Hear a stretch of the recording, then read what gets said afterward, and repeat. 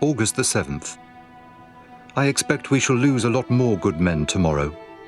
So, if this is the last entry in my diary, I send my dearest love to Belle, Dad and Ma, Jack, Floss and Gwen, and hope that you will not worry too much about me. I am not afraid to die. Goodbye, if it is to be. Bill Ledley. The next day, on August the 8th, the New Zealanders attacked at Chunuk Bair. Commanded by Lieutenant Colonel William Malone and supported by 2 British battalions, they captured the summit. When the Turks retaliated, another intense battle began. All through that day, they exhausted each other. And it was a battle of attrition, as bloody as the Somme, as bloody as Passchendaele.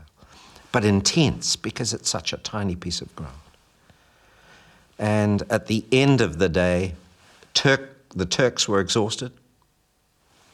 The New Zealanders were exhausted. Despite being under fire from all sides, the New Zealanders and the British held their positions.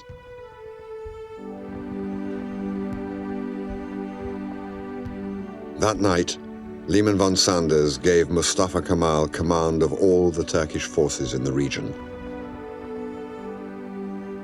It was his battle now.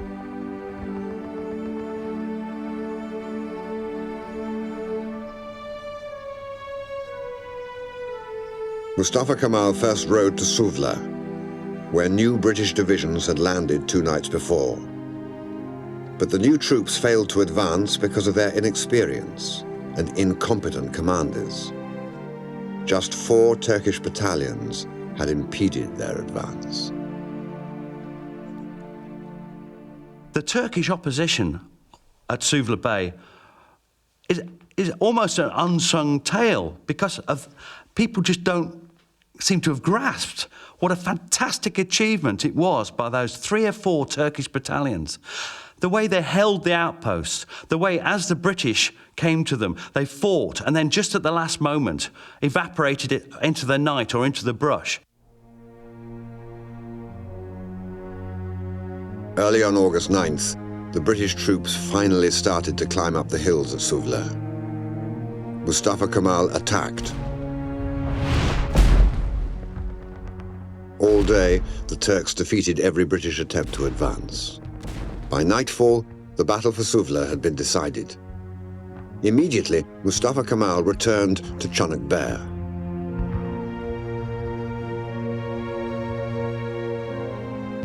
That night, 2 British battalions relieved the remaining New Zealanders on Chunuk Bair. The New Zealanders had been there for 4 days and lost half of their 4,500 men. The supporting British troops had also suffered heavily, and nearly 3 Turkish regiments had been wiped out trying to dislodge them.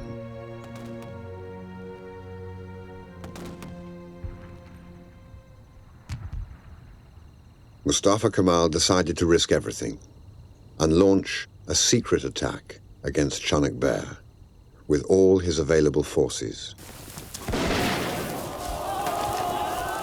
The Turks attacked at 4:30 on the morning of August the 10th. When they withdrew, they left behind 2,000 British dead and wounded, scattered in the gullies and the scrub.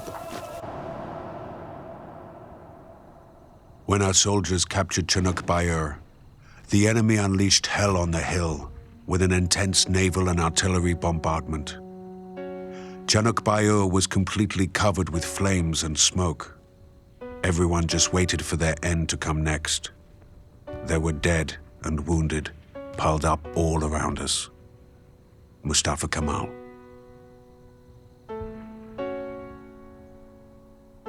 Despite heavy casualties, the Turks won back Chunuk Bair.